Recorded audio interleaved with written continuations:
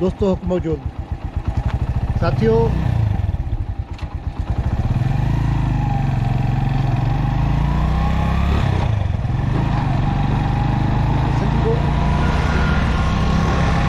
सिंध धरती खे एक्सप्लोर करण जे लाइ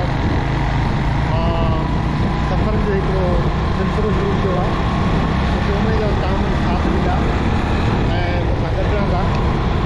तव्हां अॼु ताईं जेकॾहिं मुंहिंजे यूट्यूब चैनल खे सब्सक्राइब न कयो आहे तव्हां महिरबानी करे हाणे करे वठो ऐं इनशाअल्लाह पाण गॾोगॾु पूरी सिंध घुमंदासीं। ऐं हींअर मां इस्लामी शहर कल्टिकोट जो शहर आहे, नंढड़ो शहर आहे कोट आहे, उतां खां जंहिं रोड ते हलां पियो हीअ रोड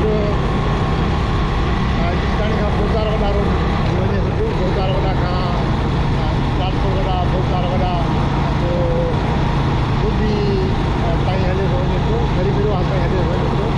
त हीअ रोड आहे ऐं भरिसां हीअ डंड आहे जेका डंड आहे।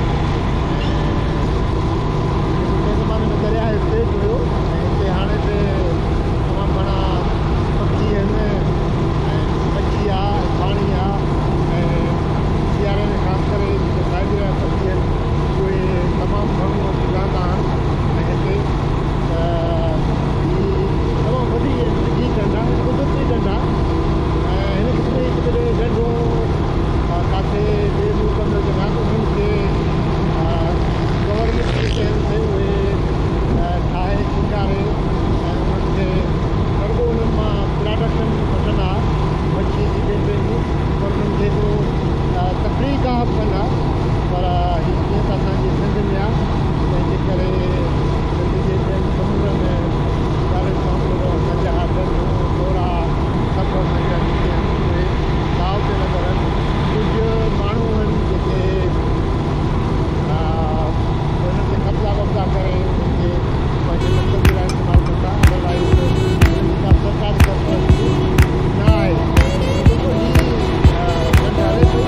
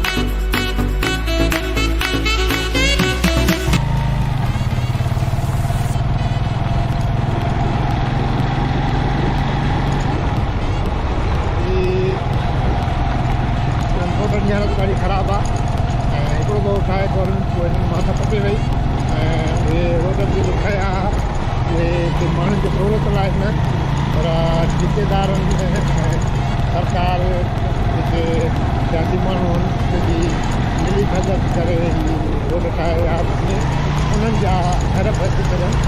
उन्हनि हिननि मां करोड़ रुपया कमाया हूंदा पर हाणे हीअ न रोड आहे न कचो रस्तो आहे।